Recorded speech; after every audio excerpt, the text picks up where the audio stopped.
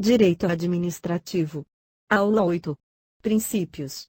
Supremacia do interesse público sobre o privado e indisponibilidade do interesse público.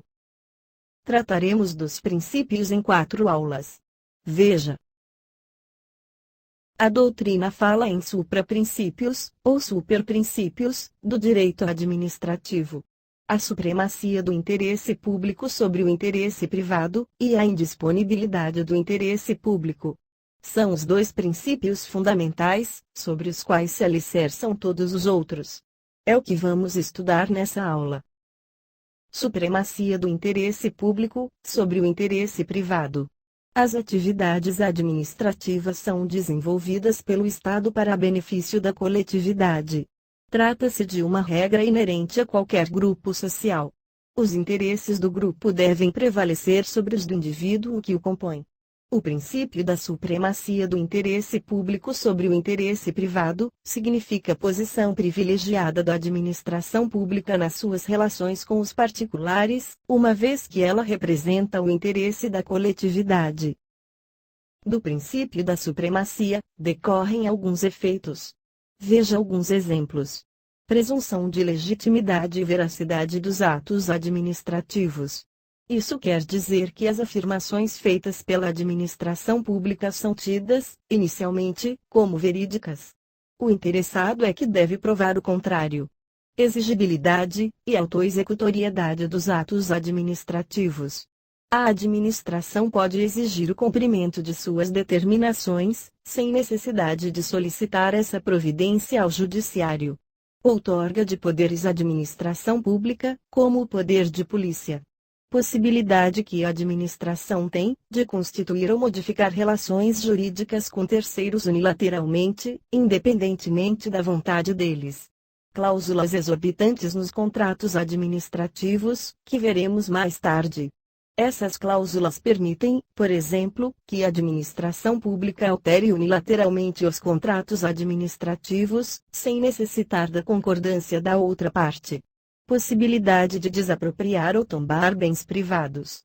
Possibilidade de requisitar compulsoriamente o serviço de particulares, como é o caso dos mesários. Dever de um particular dar passagem de trânsito para viatura sinalizando situação de emergência. Supremacia. Caráter instrumental. O princípio da supremacia tem caráter meramente instrumental. Não tem valor em si mesmo. É um instrumento dado à administração para realizar o seu dever de atuar em prol da coletividade. As prerrogativas da administração não significam que ela tem liberdade para exercê-las como quiser. Deve exercer suas prerrogativas e poderes, nos limites do interesse público. Isso porque, a administração pública, exerce meramente uma função. A função administrativa. Uma pessoa exerce função, quando está investida no dever de satisfazer algumas finalidades em prol do interesse de outra pessoa. Essa outra pessoa é a coletividade. Se pensássemos em termos de direito privado, poderíamos dizer que a administração recebeu uma procuração para agir em nome da coletividade. Em toda procuração, ocorre a outorga de poderes, mas esses poderes são apenas um meio, um instrumento, para se alcançar a finalidade pretendida, não pela pessoa que recebeu a procuração, mas pelo mandante. Interesse público primário e secundário. O caráter instrumental do princípio da supremacia nos ajuda a compreender a distinção feita pela doutrina italiana a respeito dessas 2 espécies de interesse público. O interesse público primário é o interesse da coletividade como um todo. O secundário é o interesse do Estado enquanto pessoa. Como a administração pública se configura numa pessoa jurídica, por vezes essa pessoa passa a ter interesse próprio, distinto do interesse primário. Por exemplo, o interesse primário pode ser o da concessão de benefícios previdenciários a todos os que têm direito, enquanto que a pessoa estatal responsável pode passar a ter interesse em adiar a concessão desses benefícios, para não gastar. O interesse público primário é o interesse público propriamente dito. É o único interesse que a administração deve perseguir, é o único que justifica o princípio da supremacia, é o único que justifica as prerrogativas da administração pública. Princípio da indisponibilidade do interesse público. Os agentes públicos não podem atuar conforme suas ideias, valores, crenças, mas devem pôr em prática a vontade pública expressa nas normas. Os interesses públicos são indisponíveis, ou seja, não pertencem à administração, tampouco a seus agentes públicos. A eles cabe apenas a sua gestão, em prol da coletividade. É ela, a coletividade, a verdadeira titular dos direitos e interesses públicos. As normas já estabelecem a finalidade de interesse público que a administração deve perseguir. Pelo princípio da indisponibilidade, os agentes públicos devem seguir a rota já traçada pelas normas, perseguindo as finalidades já estipuladas nelas. Se desviar do interesse público, sua atuação estará viciada pelo desvio de finalidade. Em razão desse princípio, o administrador não pode praticar atos que impliquem em renúncia de direitos da administração. Por exemplo, em regra, os agentes públicos não podem transacionar em nome da administração, porque isso significaria dispor do interesse público. Podem fazê-lo, quando houver lei que o permita. Vejamos alguns exemplos.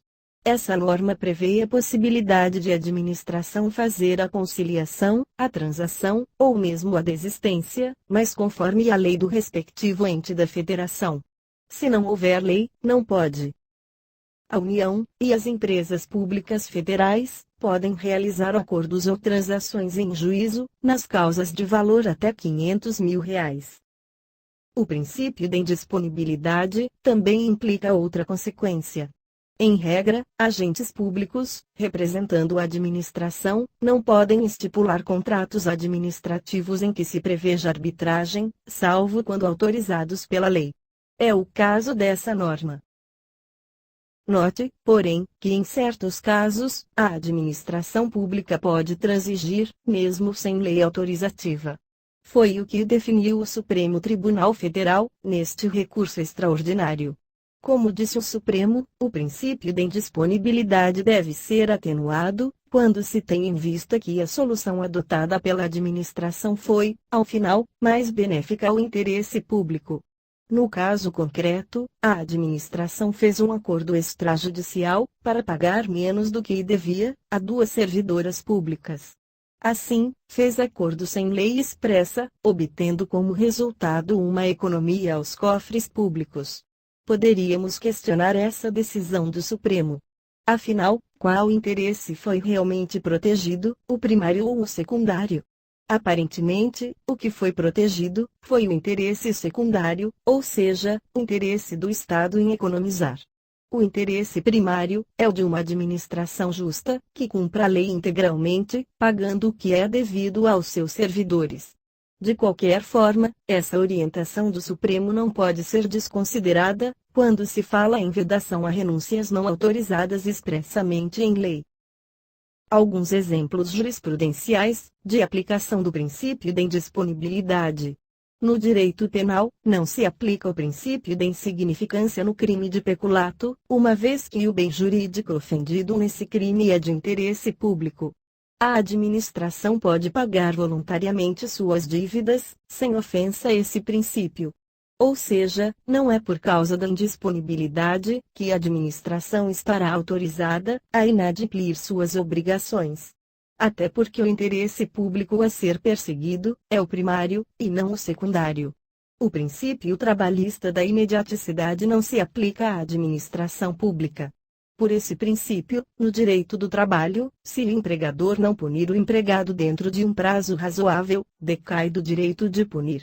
Isso é equivalente a um perdão tácito. Como a administração pública não pode renunciar a seus direitos, salvo quando autorizada expressamente em lei, não cabe falar em perdão tácito. A administração tem prazos prescricionais previstos em lei para punir seus servidores, ou empregados públicos. Inaptidão da mera confissão, ou da revelia, para gerar efeitos em processos administrativos disciplinares. É necessário, ao menos, que haja verossimilhança da acusação. Assim, se um servidor público sofre processo administrativo, no qual se alega que tenha praticado um ilícito, e não comparece para se defender, a administração pública não pode tomar essa ausência como razão para automaticamente punir o servidor. Deve haver um conjunto probatório mínimo. Essa é uma aplicação do princípio da indisponibilidade, porque é do interesse da coletividade que a verdade material seja respeitada no processo administrativo.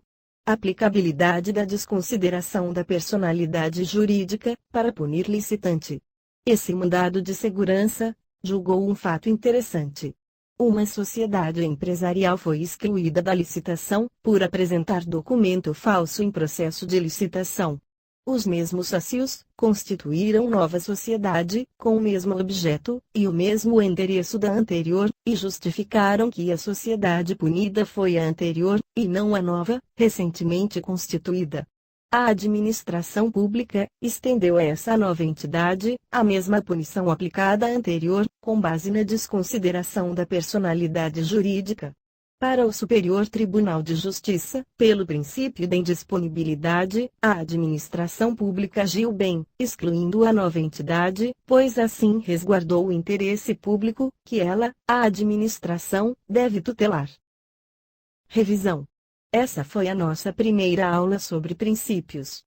Vimos que a doutrina chama de supraprincípios, ou superprincípios, aos princípios da supremacia do interesse público sobre o interesse privado, e da indisponibilidade do interesse público.